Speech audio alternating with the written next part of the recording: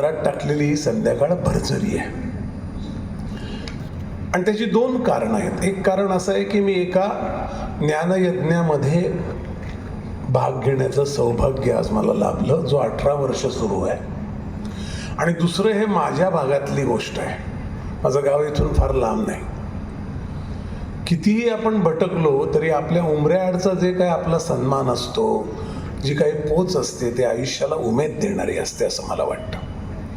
त्यामुळे ही भरजरी संध्याकाळ माझ्या पदरात टाकल्याबद्दल यशवेंद्र धन्यवाद. इथे मगाशी दीपप्रज्वलन सुरू होतं तेव्हा मी एक विचार असा करत होतो की इतकं जग पुढे गेलं, AI, रोबोटिक्स आणि इतकं सगळं टेक्नॉलॉजी आता आहे, तरी आपण हे का करतो आहोत वर्षानुवर्ष? दीपप्रज्वलन का करतो? इथे एक मोठा स्क्रीन खाली यायला पाहिजे, तो एनलाइटन झाला पाहिजे, सगळीकडे लाईट लागले पाहिजे, बघेल तिकडे तो प्रकाशाचा झोत फिरला पाहिजे. हे सगळं AI ने शक्य आहे. असं का आपण करतो? असा मी विचार करत स्टेजवर बसलो होतो. माझ्या असं लक्षात आलं की एका इलेक्ट्रिकच्या बल्बने दुसरा इलेक्ट्रिकचा बल्ब लावता येत नाही, त्याकरता ज्योत लागते. एका ज्योतीलाच दुसऱ्या ज्योतीला पेटवणं शक्य आहे. आणि हा असला तर विज्ञान आणि संस्कृतीमधला फरक आहे. आणि हे आठवायचं कारण असं की ही व्याख्यानमाला या संस्कृतीच्या वाटेवरचं अत्यंत महत्त्वाचं पाऊल आहे.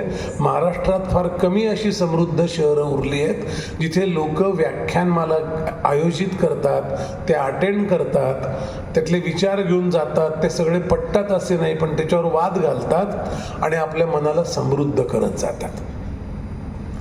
धुळ्याचा मी असल्यामुळे मला सातपुड्यात एकदा मी अनेक वेळा गेलो आहे. सातपुड्यामध्ये बांबूचं बन असलेला एक भाग आहे. तिथले बांबू बासरी करता पण तोडले जातात, इतर कामं करता पण तोडले जातात. पण असे काही तिथी आहेत ज्या तिथीला ते आदिवासी लोक बांबू तोडत नाही. अशा काही तिथी आहेत. तर मला जेव्हा हे कळलं तेव्हा मी त्या दडगावच्या इथल्या आदिवासींना असं माहिती काढली. असं का? तर त्यांनी सांगितलं की आम्ही पंचमी, सप्तमी, नवमी, दशमी या तिथ्यांना बांबू तोडत नाही, कारण त्या तिथ्यांना जर बांबू तोडला तर त्या बांबूची बासरी होत नाही. मला आश्चर्य वाटलं, असं कसं असेल? बांबू तोच. ते म्हणले नाही, त्या तिथींमध्ये मी आहे. तो मी नसतो तेव्हाच बासरी होऊ शकते बांबूची. मला वाटतं महाजनांच्या 3 पिढ्यांनी आयुष्याची बासरी होणं म्हणजे काय असतं ते इथून दाखवून दिलंय. आजोबांनी केलंय, वडिलांनी केलंय, यजुवेंद्र करतोय. आपल्या आयुष्यात मी नसणं म्हणजे काय, आयुष्यातून मी निघून जाणं म्हणजे काय, याचं एक जितं जागतं उदाहरण यजुवेंद्र महाजन आहे. देशामध्ये अनेक माणसं असतात, मी देशभर फिरलोय, जगभर फिरलोय, जे आपलं आयुष्य चंदनासारखं उगाळून टाकत असतात. पण मी नुसता त्याग करेल असं नाही, त्या तागाच्या घामातून पुन्हा काही वृक्ष निर्माण होतील, मी जे घेतलं त्याच्या कैक पटीने परत देईन, अशा भावनेची ही व्याख्यानमाला आहे. मी या गावातून दरदेशी भटकलो, लांब गेलो, माझं काम उभं केलं, या गावाला मात्र माझं द्यायचं राहणं जाऊ नये, या भावनेने जो माणूस काम करतो, इतिहासात तो अजरामर होईल वगैरे असे शब्द मी वापरणार नाही, कारण त्याला काही अर्थ नसतो. पण त्या माणसाने आयुष्य कृतकृत्यपणे जगलं असं आपल्याला म्हणता येतं आणि त्याचा आदर्श घेता येतो. आणि हा आदर्श तुम्हाला तुमच्या गावात देणारा माणूस आहे, तुमचं भाग्य आहे. तो माझा मित्र आहे, माझा आणखीन एक भाग्य आहे. विषय उद्याचा भारत आणि आपण असा आहे, पण यजुवेंद्रने सांगितल्यामुळे त्यात अनेक विषय येतील. तुमच्या वृत्तीचे येतील, व्यवस्थेचे येतील, कारण वृत्ती वैयक्तिक आहे, व्यवस्था समाजाची असते. उद्याच्या भारताची व्यवस्था बोलता बोलता वृत्तीवर मी काही प्रहार करीन, काही बोलीन, आणि त्या अंगाने तो जे म्हटला चांदण्यात भिजाल का नाही तुम्ही ठरवायचं, पण त्या अंगाने मी मोकळेपणाने तुमच्याशी गप्पा मारेल हे मात्र नक्की. आपण उद्याचा भारत म्हणतो तेव्हा कालचा भारत थोडा 1-2 मिनिटं बघून घेऊ. आपण कुठून चालत आलो हे कळलं ना, तर आपल्याला कुठे जायला पाहिजे हे कळतं. आपल्या आयुष्यातल्या सगळ्या प्रगतीच्या वाटा या आपल्या प्लेसमेंट कळल्यानंतर सुरू होतात. माझं स्थान कळलं की माझ्या प्रगतीच्या वाटा सुरू होतात. ज्यांना स्थान कळत नाही त्यांना माहीतच नाही ना कुठपर्यंत आलं, कुठून सुरू केलं, त्यांना माहीतच नसतं. त्यामुळे ते प्लेसमेंट नसेल तर प्रोग्रेस होत नाही. हे सूत्र मात्र कायम लक्षात ठेवा. 1946 साली महायुद्ध हरता हरता वाचलेला इंग्लंडचा अत्यंत अमानुष विचारांचा, अत्यंत असभ्य वक्तृत्वाचा, ज्याला हाकलून दिलं पंतप्रधान पदावरून, असा विन्स्टन चर्चिल म्हणाला होता. हे उद्गार जाहीर आहेत की या लोकांना तुम्ही स्वातंत्र्य देतायत, हे बदमाश, भटके आणि कुठलाही समज नसलेली रानटी माणसं आहेत. या असंस्कृत लोकांना स्वातंत्र्य दिलं तर तुम्हाला उद्या पश्चाताप झाल्याशिवाय राहणार नाही, असं तो अटर्नीला आणि त्याच्या मंत्रिमंडळाला भारताला स्वातंत्र्याचा ठराव झाला तेव्हा म्हटला होता. त्या तोंडात चिरूट होता. चिरूटापेक्षा त्याच्या व्यक्तिमत्वाला जास्त दर्प होता. आज तो थडग्यात आहे आणि भारतीय अर्थव्यवस्था जगात 4थ्या नंबरची आहे. आपण कुठून आलो हे लक्षात घ्या. आणि आपला इतिहास तेवढा जुना नाही, आपण खूप मागून आलोय. नदीचं मूळ आणि ऋषीचं कुळ शोधू नये. भारत नदी पण आहे आणि ऋषी पण आहे, त्यामुळे त्याच्या फार मागे किती जायचं त्याची काही कोणी तास घ्यायची गरज नाही. वो एक बहती धारा है, वो चलती आ रही है युगों से. आपण त्या धारेत आहोत. आपण त्या धारेशी आपल्या जीवनाचा अर्थ जोडतो, त्या संस्कृतीशी. हे आपलं भाग्य आहे. आणि ही भावना मनात ठेवूनच उद्याच्या भारताकडे आपल्याला पाहायला लागतं. उद्याच्या भारताची खूप प्रगती होईल, खूप आपण सगळं करू. त्या सगळ्या आकडेवारी मी तुम्हाला सांगेन सुद्धा किंवा कदाचित नाही सांगणार. पण उद्याच्या भारतात प्रवेश करताना आपल्याला काय केलं पाहिजे याचा मला जो काही थोडाफार अंदाज आलाय त्याचं तुमच्या समोर मी मांडणी करेल. पहिली गोष्ट अशी लक्षात घ्या, भारत हे सिव्हिलायझेशन आहे, ही वसाहत नाही. भारत ही संस्कृती आहे. जगातल्या 8 संस्कृती नष्ट झाल्या, ही एकमेव संस्कृती 10,000पेक्षा, आणि ते आमच्या निलेशोक सांगतात तसं 12,120 साली रामायण झालं, वर्षापूर्वी, 12,000 वर्षापूर्वी. तर गेल्या 12,000 वर्षापासून टिकलेली, त्याच्या आधी पण होती, ही एकमेव संस्कृती आजही जिवंत आहे. Aztec, Mayan culture, Mesopotamian, Egyptian, Persian, Greek, Roman, या सगळ्या संस्कृती संपल्या. त्यांच्यात थोड्याही पुसटशा कोणा आता नाही. शेवटचं संपलेलं 8वं संस्कृती होती ती लेबनीज. लेबनान हा देश संपला तेव्हा मला वाईट अशा करता वाटलं की एक अत्यंत संपन्न खाण्यापिण्याची, पेहरावांची, आवडीनिवडींची स्वातंत्र्य असणारी एक माणसाची जमात तेल नावाच्या घाणेरड्या निसरड्या वस्तूंच्या वापराने किंवा त्याचा हत्यार करून काही वेस्टर्न ताकदींनी संपवली, आणि ती संपलेली शेवटची संस्कृती लेबनीज आहे. पण भारतीय संस्कृती अजूनही आहे. आता जे टिकतं त्याचं काही कारणं असतात. मूळ टिकाऊ असल्यामुळे टिकतं, त्याचे ताण असतात म्हणून टिकतं. तर भारतामध्ये घडलं असं की एका मुस्लिम राजाने आपल्या 56 मुसलमान सरदारांचा इथल्या राजपूत स्त्रियांशी विवाह केला, एक क्रॉसब्रीड तयार करायचा प्रयत्न केला, आणि त्यातून काहीतरी वेगळं निर्माण होईल, मी पण एक प्रेषित होईल असं त्याला वाटलं असेल. झालं असं, त्या राजपूत स्त्रियांनी आपली संस्कृती सोडली नाही. त्या मुसलमान सरदारांच्या 3ऱ्या पिढीमध्ये त्यांची 3री पिढी ही एकलिंगजीची पूजा करायला लागली. त्यामुळे या संस्कृतीचा स्रोत स्त्री आहे. ती संस्कृती संपण्याची सुतराम शक्यता नाही. ट्रम्प तर चिलट पण नाही.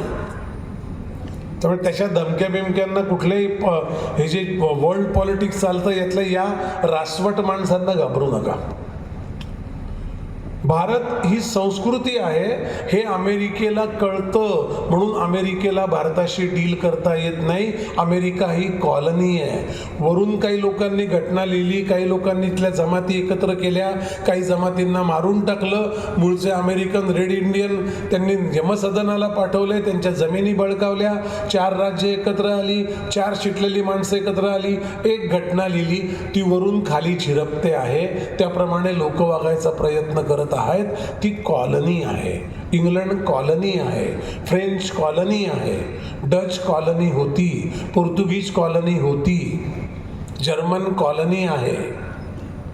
मी संस्कृती म्हणतो म्हणजे सिव्हिलायझेशन नाही हे कुठलंही. त्यांनी काही संस्कृतीचा खुणा दाखवल्या नाहीत का? दाखवले असतील. चित्र शिल्प अशा याच्यात कलांमध्ये प्रगती केली असेल, पण बरसो से चली आ रही ही संज्ञा त्यांच्या बाबतीत लावता येत नाही, म्हणून ते बरसो टिकले पण नाहीत. त्यामुळे आपलं नष्ट होणं हे फक्त आणि फक्त आपल्याशी संबंधित आहे, आपल्यावर अवलंबून आहे, जगावर अवलंबून नाही. कुठल्याही जगातली ताकद शक्ती आपल्याला संपवू शकत नाही. आणि यदा यदाही धर्मस्य परत आहेच. त्यामुळे पुन्हा येणार आहे. बरं तसंही नाही म्हणजे एकीकडे परित्राणाय साधूनाम विनाशायच दुष्कृताम म्हणणारा श्रीकृष्ण आहे, पण त्यांच्या पुढे जाणारे आमचे ज्ञानेश्वर आहेत, जे खळांची व्यंकटी सांडोत या सत्कर्मी रती वाढो. दुष्टांचं निर्दालन करणारा श्रीकृष्ण आहे. दुष्टांना सुष्ट करण्याचा प्रयत्न करा, ईश्वरनिष्ठांची मांदियाळी करा, असं सांगताना ज्ञानेश्वर कृष्णाच्या पुढे जातात.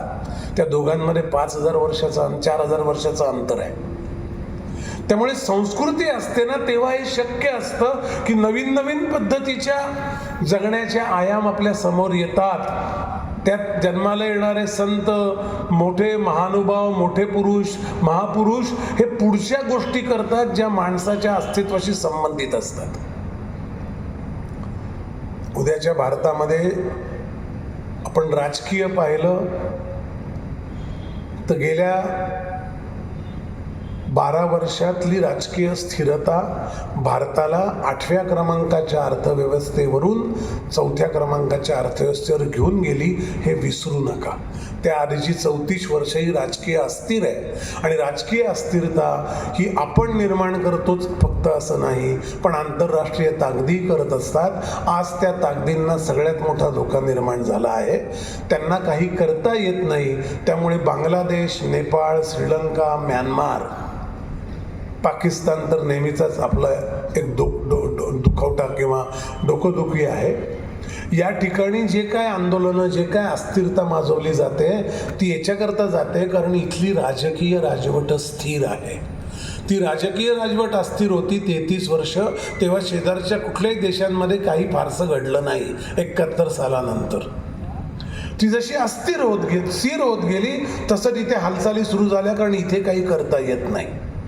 त्यामुळे उद्याचा भारत बघताना राजकीय सत्ता ही अस्थिर नसेल याचं आपण डोळ्यात तेल घालून, मी पक्षच म्हणत नाही, तुम्ही कुठल्याही पक्षाला निवडा, पण राजकीय एक सत्ता स्थिर असली तर धोरणं, त्याची अंमलबजावणी यात कुठेही फरक पडत नाही आणि ते आपल्याला सुकर जीवनाचा मार्ग दाखवतो किंवा आर्थिक प्रगतीचा मार्ग दाखवतो. सो एक त्याचं व्हर्टिकल झालं राजकीय.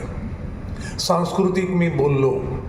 सांस्कृतिक व्हर्टिकल मी तुम्हाला उदाहरण देतो. मी कल्चरल मिनिस्ट्रीच्या एका कल्चरल मॅपिंग मिशनचा चेअरमन आहे. आत्ता ते काम थांबलं आहे कोरोनानंतर. पण मला असं वाटतं की श्वास आणि रक्त या 2 गोष्टी जोपर्यंत फिरतात तोपर्यंत आपण आजारी पडत नाही. रक्ताला फिरायला ते डॉक्टर बसलेत, मी वैद्यकीय बोलतोय रवी समजू नको, तुझ्या इतकं मला ज्ञान नाही. रक्ताला फिरायला अडथळा झाला की तिथे काहीतरी पेन होतो. श्वासाला फिरायला अडथळा झाला की तिथे काहीतरी दुखणं आहे असं लक्षात येतं.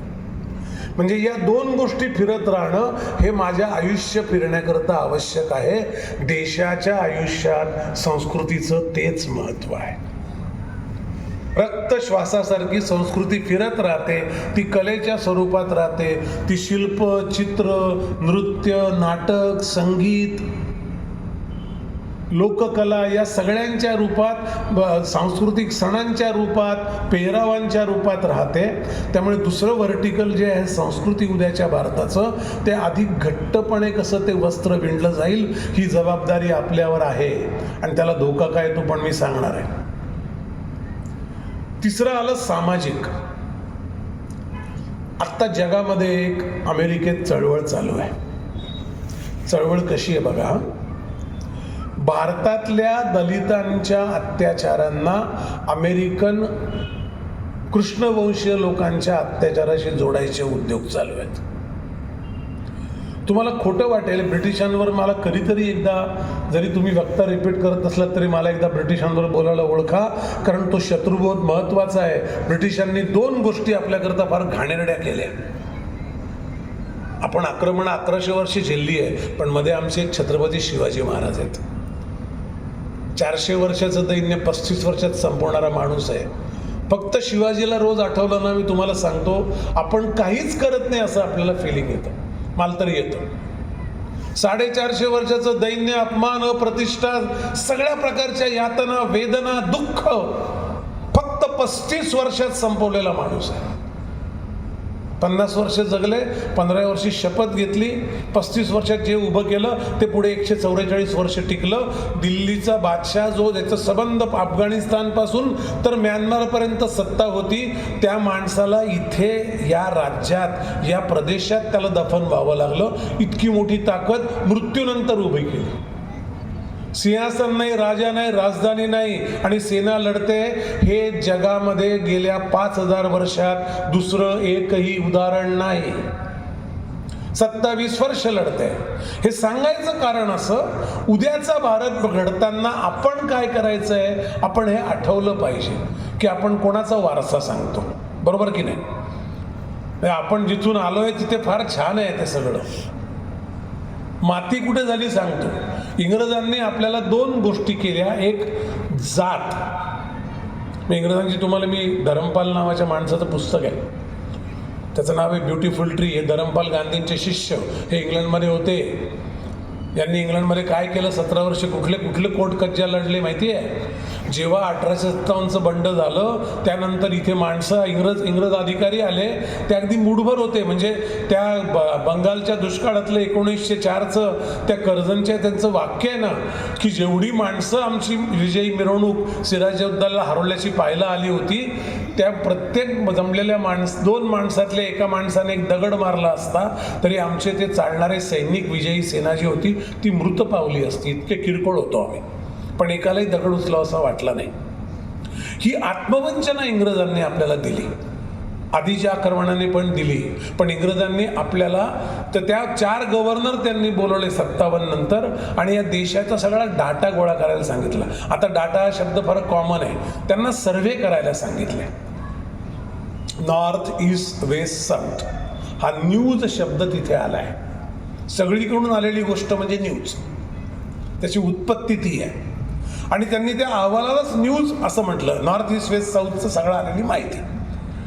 त्यांनी 6 वर्ष काम करून सगळा डाटा गोळा केला. तिथे माणसं कशी राहतात, त्यांचं जीवनमान कसं. मी आज एरंडोलला आलो तर मी एम पाटलांना असं म्हटलो की ही जी व्यवस्था आहे ना एकमेकावर अवलंबित राहायची, ही तुटायला नको बाबा. हा जो गावगाडा आहे ना, हा आपलं सगळ्यात मोठं बलस्थान आहे. उद्योगामध्ये जसे MSME बलस्थान आहेत ना, लहान, मध्यम आणि सूक्ष्म उद्योग, हे किती लोक आहेत माहिती आहे का भारतात? 8.5 कोटी. प्रत्येकाकडे अवलंबून राहणारे 4 फॅमिली मेंबर धरा, 32 कोटी लोकसंख्या होते. प्रत्येकाकडे काम करणारे ॲव्हरेज 5 माणसं धरा, किती लोकसंख्या होते? 40 आणि 32 72 कोटी. इथेच संपतो विषय. म्हणून ते GDP मध्ये 42% वाटा आहे. म्हणून आपल्या एक्सपोर्टमध्ये 41% MSMEचा वाटा आहे. आपल्याला या स्ट्रेन कळल्या पाहिजे. आपला गावगाडा MSME उद्योगातले आणि जगण्यातला गावगाडा म्हणजे ग्रोथ, विकास क्षेत्रातला MSME आणि जगण्याच्या क्षेत्रातला गावगाडा, हे 2 आपली बलस्थान आहे. इंग्रजांनी ते तोडायचा प्रयत्न केला आहे. आत्ता ते तुटू देऊ नका. तरी आपण, मी सांगितलं, चिवट आहे आपण, संस्कृती, आपण इतके लवकर हरत नाही. अशी खाली काहीतरी एक वेगळी जाळी आहे, ती घट्ट पकडून ठेवते काही झालं तरी वरती. कारण संस्कृती ही खालून वर येते, कॉलनी वरून खाली जाते. खालून वर येणाऱ्या गोष्टीला नष्ट करणं फार अवघड आहे, कारण ती ग्रोथ हॉरिझॉन्टल आहे, आडवी असते. वरून खाली व्हर्टिकली खाली येतो, व्हर्टिकली वाढतो. तर या लोकांनी अहवाल गोळा केले, ते अहवाल आम्हाला परत द्यावे, आम्हाला वाचायचे आहेत. म्हणून हे धरमपाल 17 वर्ष कोर्टात लढले. गांधींचे एकनिष्ठ शिष्य, त्यांच्याबद्दल गांधींनी फार वेगवेगळे चांगले उद्गार काढलेत आणि मग त्यांनी ते मिळवले. 40,000 60,000 हजार पानाचे एकेका विभागाचे अहवाल आहेत. त्यात आपल्या सगळ्या नोंदी आहेत. ते त्यांनी का केलं असेल? ते काय अभ्यास करायला नव्हते आले, त्यांना माहीत नव्हतं कोणाशी डील करतोय. त्यांना हे कळायचं होतं हे स्तर काय आहेत. मग तेव्हा आला भारतीयांच्या प्रत्येक अर्जामध्ये जात मेन्शन करण्याचा फतवा, कारण त्यांना कळलं की ही एक फॉल्ट लाईन आहे. धर्म, रिलिजन ही एक दुसरी फॉल्ट लाईन. अहो, धर्माचं तुम्ही आम्हाला काय सांगता? भगवान श्रीकृष्णांनी इथे योगेश्वर पतपिढीचं नाव दिलंय. त्या योगेश्वराने गीता सांगितली. त्या 3ऱ्या अध्यायात 35वा श्लोक आहे, स्वधर्म निधनम श्रेया परधर्मो भयावा. तेव्हा जगात कुठला धर्म आहे हो? 5,000 वर्षापूर्वी इरावती करवी म्हणतात तसे 3,000 वर्षापूर्वी, भैरप्पा म्हणतात तसं 5,000 वर्षापूर्वी, आमचे निलेशोक म्हणतात तसं 7,000 वर्षापूर्वी गीता सांगितली आहे. ते आमचं आम्ही सॉर्ट आउट करू किती हजार. पण तेव्हा जगात जे आज धर्म आहेत त्यातला एकही धर्म नाही आहे. बरोबर का चूक? त्यामुळे धर्माचा अर्थ तुम्ही सांगतात तो रिलिजन नाही. धर्माचा अर्थ आचरणाची चौकट. प्रत्येकाने आपल्या धर्मात मरावं. जी धारणा तो धर्म. माझ्या कर्माची धारणा म्हणजे माझा धर्म. जे कर्म यजुवेंद्र हे काम करतो त्या सगळ्या दिव्यांग माणसांच्या आयुष्याचा स्तर उंचावण्याचं, हे ही त्याची धारणा आहे आणि तो त्याचा धर्म आहे. संप्रदाय कुठला हा फारच बिंडोक विषय आहे. कोणाची पूजा करावी, कोणी आडवं लावावं, गंध उभं लावावं, धोतर घालावं, लुंगी घालावी, जाडी वाढवावी, केस कापावे, टक्कल करावं, बाळ्या घालाव्या, दंडावर भस्माचे पट्टे ओढावे, कपाळ पांढरं शुभ्र ठेवावं, हा प्रत्येकाच्या वैयक्तिक उपासनेचा, श्रद्धेचा भाग आहे. त्याच्यावर कुठली संस्कृती त्याचं काही लादत नाही. पण इंग्रजांनी दुसरं वाक्य ॲड केलं, रिलिजन. अजून एक फॉल्ट लाईन मिळाली. आणि मग त्यांना असं लक्ष झालं की अरे रिलिजन म्हणजे, आपण त्यांना समजून सांगायचं क्या आहे तुम हिंदू तर हिंदू लिखो, मुस्लिम लिखो. मग त्यांना कळलं अरे नाही नाही नाही नाही नाही, हे दोनच याच्यात एवढं मोठं लोक नाही डिवाइड होऊ शकत. मग शीख पण धर्म आहे, मग बौद्ध पण धर्म आहे, मग जैन पण धर्म आहे. जेवढं करता येईल तेवढ्या फॉल्ट लाईन क्रिएट केल्या की हा गावगाडा विस्कळीत होतो. मी तुम्हाला खोटं सांगत नाही, मी धुळ्यात शिकलोय. मला माझ्या शाळेतल्या एकाही वर्गमित्राची 10वीपर्यंत जात माहीत नव्हती. इथे जे माझ्या वयाचे आहेत ते पण हेच सांगू शकतील ना. आम्ही कधी विचारत होतो. आता त्यांचं इंग्रजांच्या बळी पडणारे जे बिंडोक आपल्याकडचे सामाजिक आणि तथाकथित विचारवंत आहेत ते मात्र आडनाव आधी विचारतात. म्हणजे त्यांना कळतं आपण कोणाशी डील करतो. इतके आपण बेअक्कल झालोय. आणि ते पेरलं विष ब्रिटिशांनी. आत्मवंचना दिली म्हणजे काय की माझी ओळख पुसून टाकली. त्यामुळे उद्याचा भारतात तुम्ही असाल तेव्हा या फॉल्ट लाईन लिहून ठेवा.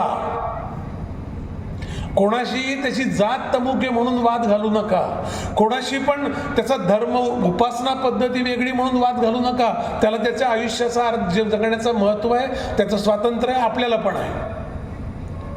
या फॉल्ट लाईनवर कधी आयुष्य येऊ देऊ नका. जगात एकमेव संस्कृती, परत परत सांगेल, जिने कधीही दुसऱ्या माणसाचे आणि आपल्यातले उपासना पद्धतीचे फरक हे दुश्मन म्हणून घेतलं नाही. अहो, आपल्याला माहीत नाही आपण काय. मी जगात फिरल्यामुळे मला थोडंफार माहीत झालंय. परमेश्वराची कृपा आहे. डेन्व्हरला गेलो होतो मी अमेरिकेत. एक परिषद होती. परिषद कोणाची होती? जगातल्या सगळ्या आदिवासी म्हणजे प्राचीन आदिम जमातींची. एस्किमो, झुलू, मावरीन, अबॉर्जिन्स, आदिवासी, हे सगळे जगात राहणारे जे झुलू, त्या देशातल्या त्या खंडातल्या आदिम जमातींची परिषद होती. 36 जमाती होत्या. डेन्व्हर विद्यापीठात होती, कोलोराडोला. आणि माझा विषय होता बिझनेस ऑफ अ रिलिजन. कारण मी नेहमी असं समजतो की रिलिजन, मी धर्म म्हणतच नाही, हे रिलिजन हे बिझनेस मॉडेल आहे. एक प्रेषित, एक धर्मग्रंथ, बाकीचे अनुयायी, हे बिझनेस मॉडेल आहे. म्हणून लोक आणि त्याचा धंदा आहे तो फिअरवर उभा राहतो, भीतीवर उभा राहतो. कारण त्याशिवाय धंदा होत नाही. बाकी व्यवसाय कसे गरजेवर उभे राहतात, तशी या धंद्याची जी गरज आहे ती भीती आहे. कारण ती झुंडशाही त्यातनं येते, पण तो आजचा विषय नाही. तर तिथे ती परिषद होती, तर एक झुलू महिला बोलायला आली. झुलू आफ्रिकन वसाहतीतली एक जमात आहे. ते येऊन उभ्या राहिल्या आणि त्या असं म्हणल्या की दुभाषा होता, त्यांच्या भाषेत त्या बोलत होता, ट्रान्सलेट करून एक जण सांगत होता. त्या म्हणल्या आम्ही कसं आहे, आम्ही छोटे छोटे होड्यावाली माणसं आहेत या समुद्रामध्ये. त्या बाईचं उपमा बघा, मेटॅफर बघा, किती किती किती प्रगल्भ आहे. आमच्या छोट्या छोट्या होड्या घेऊन आम्ही फिरत असतो, आम्हाला 3 जहाजं उभी असलेली दिसतात, हिंदू, मुस्लिम आणि ख्रिश्चन. तिन्ही जहाजांवर लोक जहाजावर जे आहेत ते मजा करतायत, नाचतायत, गाजतायत, गातायत, आनंदाने राहतायत, एकमेकाला टाळ्या देत आहेत, कोणी दुःखात पण आहे त्याला बाकी सांभाळताय. आम्ही असं खालून आमच्या होड्यातनं बघत असतो. पुढचं वाक्य जे ती बोललेलं ते कोरलं गेलंय माझ्या मनावर. ती म्हणली मुस्लिम आणि ख्रिश्चन या 2 जहाजावर जर आम्हाला जावंसं वाटलं, आम्हालाही मजा करावीशी वाटते, आमची छोटी होडकं आहे आमचं, तर ते म्हणतात तुमची होडकी बुडवा आणि वरती या.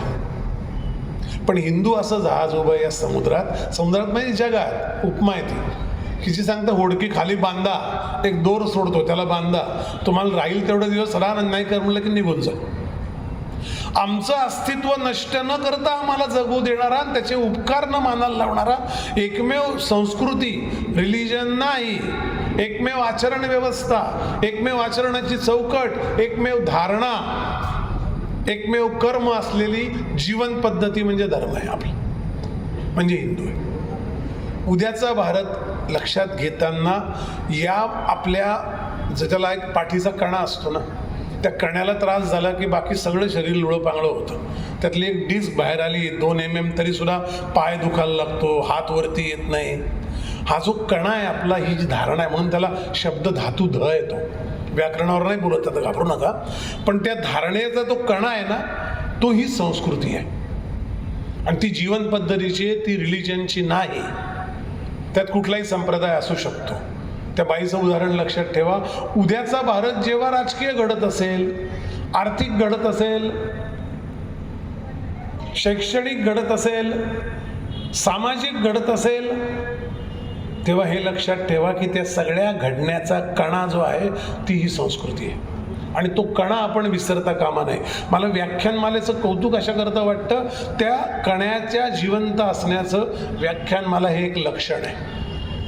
इथे विचारांनी लोक एकमेकाला बोलतात. मी बोलेल तुम्ही ऐकताय अशा अर्थाने म्हणत नाही. उद्या मी बसेल, कोणीतरी बोलेल, मी बोलल्यावर तुम्ही बोलाल, त्याच्यावर मी माझं मत देईल, आपलं वाद होईल, आपलं एकमत होईल, कदाचित होणार नाही. पण हे चालू राहिलं पाहिजे. हे नेहमी अप्रत्यक्ष असतं. आपण घरात येऊन चप्पल काढतो उंबरठ्याच्या इथे, शिस्त चपलेला आहे का आपल्याला आहे? आपल्याला आहे. शर्ट हँगरला टांगला, शर्ट हँगरला आहे का आपल्याला आहे? शिस्त शर्टाला हँगरला आहे का आपल्याला आहे? आपल्याला आहे. त्यामुळे हे अप्रत्यक्ष असतं. या एक्सचेंजमधनं जो कणा उभा राहतो तो आपल्या मूळ जीवन पद्धतीचा आहे. उद्याच्या भारतात आपण खूप प्रगती करू आणि त्याची मी यादीच आणली आहे काय काय होणार आहे ते पण तुम्हाला धक्कादायकच वाटेल. इतकं काही घडणार आहे आणि ते फार कमी घडणार आहे. म्हणजे आमचे एक मित्र होते अमेरिकेतले, त्यांचं नाव CK प्रल्हाद, मॅनेजमेंट गुरु होते. ते नेहमी बोलायला यायचे कुठल्याही सेमिनारला याला. एकदा ते बोलता बोलता असं म्हणाले की ते आधीच्या वक्त्यांनी खूप सांगितलं की India is a big country, it's a big liability to the world, it is a big population, 100+ crores. My god, I don't know, this country can create havoc, it can create म्हणजे ते sucking hole where everything will go, whatever we produce they will eat. CK Prahlad उभे राहिले आणि ते म्हणले, India is not a sucking hole. India हे एखादा आवर्ताचं भोक नाही की सगळं उडून गेल. इंडिया हा एक हत्ती आहे, तो आत्ता झोपलेला आहे. कृपा करून त्याला उठवू नका. तो उठून हातपाय हलवायला लागला, तुम्हाला सगळ्यांना स्टेज खाली करायला लागेल. एखाद्या द्रष्ट्यासारखे उद्गार आहेत.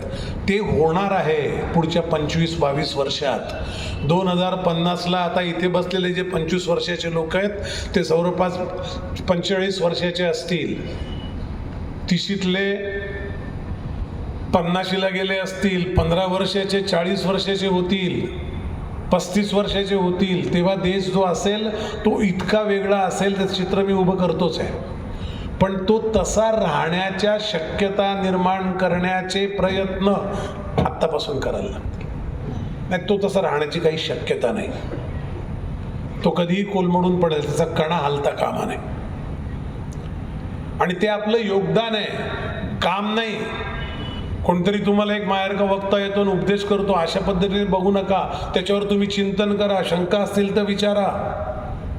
आम्ही काही न करता हा देश व्यवस्थित प्रगती करत राहील या भ्रमात जगू नका. जगातला एकही देश या भ्रमात जगत नाही. रस्त्यावर थुंकणारी लोक पाहिली, कधीतरी सामान फेकणारी लोक पाहिली तर आपल्याला सगळ्यांना राग येतो, पण आपण काही करत नाही. पहिला पंतप्रधान मिळाला ज्याने सांगितलं स्वच्छ भारत कार्यक्रमच आणला त्याने. आता तुम्ही गाडीतनं कुठे जात असाल प्रवासाला तर तुम्ही बघा, बसमधली मुलं पण आईबापाला सांगतात कागद फेकू नका खिडकीतून. हे रुजवायला लागेल. आणि तुमच्यासारखे सुबुद्ध माणसं हातातली मधली लेयर आहे जे हे रुजवेल, जे तो संदेश इतिहासासकटचा त्याच्या मुलाच्या मनात उतरवेल. त्यामुळे शाळेतल्या शिक्षकांचं योगदान उद्याच्या भारतामध्ये सगळ्यात महत्त्वाचं आहे. तो स्पंज आहे, तो कोरडा असतो. मुलगा म्हणजे कोरडा स्पंज आहे. तो असेल ते शोषून घेतो. त्याला शोषायला काय द्यायचं, त्याने काय शोषलं म्हणजे त्याचं मजबूत होईल, हे सगळं ठरवणारे शिक्षक आणि आपण लोक आहोत. आपण समाजाकरता आहोत, शिक्षक शाळेकरता आहेत. त्यामुळे रस्त्यावरून चालणारा एखादा मुलगा वाईट बोलला तर आपल्याला काय संबंध, असे खांदे उडवत चालू नका. इव्हन ज्या सोसायट्या जगातल्या इंडिव्हिज्युअल आहेत ना, त्या सुद्धा असं करत नाहीत. तिथे एखाद्याने रॉंग साईडला गाडी आणली तर सगळे त्याच्या नावाने ओरडतात. कोणतरी तो नंबर फोटो काढून पोलिसांना, ही आपली जबाबदारी आहे. रस्त्यात भरकटलेला मुलगा आपला नसेल रक्तमासाचा, पण तो आपला या देशातला एक घटक आहे. आणि तुमच्याकडे तर यजुवेंद्रने काम उभं करून दाखवल्याचा काय संबंध आहे या लोकांशी, त्यांच्याकरता तो आयुष्य वेचतोय. त्यामुळे हे काम उभं राहत नाही वगैरे अशा गप्पा मारू नका. आपल्याला नाही केलं तर काय फरक पडतो, कोणतरी करेल. कृपया अशा भ्रमात कोणी करत नाही. आपला देश करायला फ्रेंच लोक येतील का? ठीक. ब्रिटिश येतील का? ते निर्लज्ज माणसं, अमानुष. अमेरिकन येतील का? मजेत असणारे, मौजेत दिवस काढणारे? नाही. आपल्यालाच करायला लागेल. उद्याच्या भारताच्या जडणघडणीचा जो काही विकास होईल, 10% ग्रोथ होईल GDPची, 2 ट्रिलियनची इकॉनॉमी होईल. काय होणार आहे सांगतो एक मिनिटात.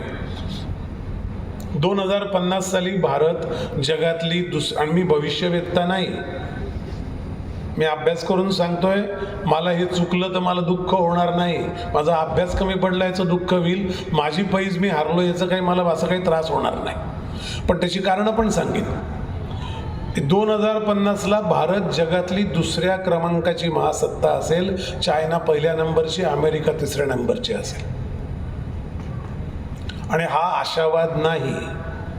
Elephant when it will start dancing, it will not dance at the speed of pigeon or mouse. It will dance its own dance. हे जॉमेट्रिकली वाढत जाईल. 140 कोटी लोकसंख्येचा 8%चा GDPचा ग्रोथ रेट म्हणजे 30 कोटी लोकसंख्येचा अमेरिकेसारख्या जवळपास त्याच्या चौपट ग्रोथ रेट झाला ना. त्यामुळे ते समजू नका की हे असं घडणार नाही. हे घडणार. हे किती मोठा पोर्शन 1 इंच हल्ला आणि किती छोटे छोटे पीस 10 इंच हल्ले तरी त्याची ताकद आहे 1 इंच हलण्याची ती काही 10-15 इंचाच्या ताकदीची आहे, तोडीची असते. त्यामुळे 2050ला हे होणार. 2050ला हा देश जगातला सगळ्यात तरुण देश तरीही असेल. वयवर्ष 19 ते 42 या वयोगटातला. अमेरिका वृद्ध होतो आहे. इंग्लंड 64% लोक सोशल सिक्युरिटीवर जगतात, म्हणजे पेन्शनवर आपल्या भाषेत. चायना वृद्ध होतो आहे. युरोपियन युनियन नावाचं थोतांड हळूहळू क्षीण होत चाललं आहे. तिथे मुलंच जन्माला न घालायची प्रथा आलेली आहे. त्यांचा नाश झाला आहे. त्यांच्याकडे काही दिवसाने मूल नसेल तर टॅक्स लावायला लागतील. ऑस्ट्रेलियातल्या 2 गावांमध्ये ऑलरेडी टॅक्सेस लावले आहेत, कारण 32 वर्षात त्या गावात एकही मूल जन्माला आलं नाही. देश चालवणारी प्रजा निर्माण न करणं ही फॅशन जिथे होते तिथे काहीही निर्माण होणार नाही. वृद्ध होणारे देश मोठे मोठे आणि काही प्रोड्यूस न करणारे देश माणसं सुद्धा, याच्या तुलनेत भारत उभा असेल मजबूत. कदाचित लोकसंख्या 165 कोटी असेल, 60 कोटी असेल, मला माहीत नाही. कारण आपल्या देशातल्या लोकसंख्येत कोणाचा किती वाटा आहे हे आपण सुज्ञपणे जाणू शकता. पण तो सुद्धा एक प्रश्न आहे. आपण लोकसंख्या वाढवणं त्याच्यावरचं उत्तर नाही. देश म्हणून विचार करताना एक घरातला मुलगा ज्याचा हात झाडाच्या फळापर्यंत पोचत नाही आणि दुसरा मुलगा जो उंच आहे ज्याला स्टूल लागत नाही, अशा दोन्ही मुलांना आई ज्या भावनेने बघते त्या भावनेने बघायला लागेल देशाकडे बघता. तिथे आवडती नावडतीचा खेळ नाही कथेमधला. सगळेच आवडते आणि सगळेच नावडते असाही खेळ नाही उदासीनतेचा. हे सगळे जसे असतील तसे माझे आहेत हा खेळ आहे. त्यामुळे त्यांचं पण एज्युकेशन करायला लागेल, त्यात भर पडू नये म्हणून. ते सरकार नाही करू शकत. सरकारने आपल्याला काहीतरी द्यावं. ही 34 कोटी लोकसंख्या भारताची होती तेव्हाची मानसिकता होती. म्हणून आपण दरिद्री झालो. म्हणून 29% जगाच्या GDPच्या 29% GDP असणारा भारत 2.5% GDPवर आला स्वातंत्र्याच्या वेळी. कारण लोकांची ही भावना होत गेली की माझ्या हातात काहीच नाही, जे करेल ते मायबाप सरकार. हे मायबाप सरकार वगैरे भंपक शब्द तिथून आले आहेत. मायबापच असतं, सरकार बिरकार मायबाप नसतं. आपण करायला लागतं. You become the change you want to see. जो बदल बघता तो तुम्ही आणा आधी तुमच्यात, तर तो बदल बघायचा तुम्हाला अधिकार आहे. त्यामुळे त्यावेळेला ही परिस्थिती येईल आणि ते आली तर हे सगळं आपली जी दुसऱ्या क्रमांकाची अर्थसत्ता आहे ती डांडोल होईल. दुसरी परिस्थिती काय असू शकते ते सांगतो. आपण काय करू शकतो ते सांगतो. एक बोट आहे, त्या बोटीवर 3 डेक आहेत, 3 मजले आहेत. म्हणजे एक डेक आहे. डेक म्हणजे वरचा मजला, तिथून सगळा समुद्र दिसतो. तो तिथले सीट, तिथल्या केबिन जरा महागड्या असतात. एक मधल्या काही रूम्स आहेत, अशा खिडक्या असतात, दिसतात त्या छोट चौकोनी. तर ते वरचे जे लोक आहेत ते 15-20% आपल्या देशात आहेत, जे त्यांच्याकडे भरपूर पैसा आहे, क्रयशक्ती आहे, त्यांना हवं ते खरेदी करू शकतात. ते हवं त्याचे पैसे उडवू शकतात, त्यांच्या गरजांच्या पेक्षा जास्त विकत घेऊ शकतात. मधला स्तर आहे तो तुमचा आमचा मध्यमवर्गीयांचा आहे. उच्च मध्यमवर्गीय, निम्न मध्यमवर्गीय आणि मध्यमवर्गीय. त्यांच्याकडे पण जरा बरं आहे, 2 वेळेचे खायची भ्रांत नाही, मुलं चांगल्या शाळेत जातात. आणि खालचा जो त्या तळात जे बोटीचे लोक आहेत ना, ते आत्ता ते कधीतरी 70% होते, आता ते हळूहळू 51% आले आहेत खाली. त्या लोकांच्या आयुष्यात मात्र सकाळ होते तेव्हा त्यांच्या मुलांना कुठली बस घ्यायला येत नाही, तेव्हा त्यांच्या घरातल्या स्त्री कोणाकरता डबा करत नसते, कोणीतरी कामावर जात नसतं. त्यांना एवढंच उठल्या उठल्या कळतं की आज मुलांना खायला कुठून घालायचं. तो बोटीचा खालचा भाग आहे. हे नशीब समजा या देशाचा DNA म्हणून की ती माणसं अमेरिकेतल्या उफराट्या आणि दिशा हरवलेल्या मुलांसारखी बापाची कपाटातून बंदूक काढून जशी शाळेतल्या मुलांना ते गोळ्या घालतात तशी ती माणसं करत नाही.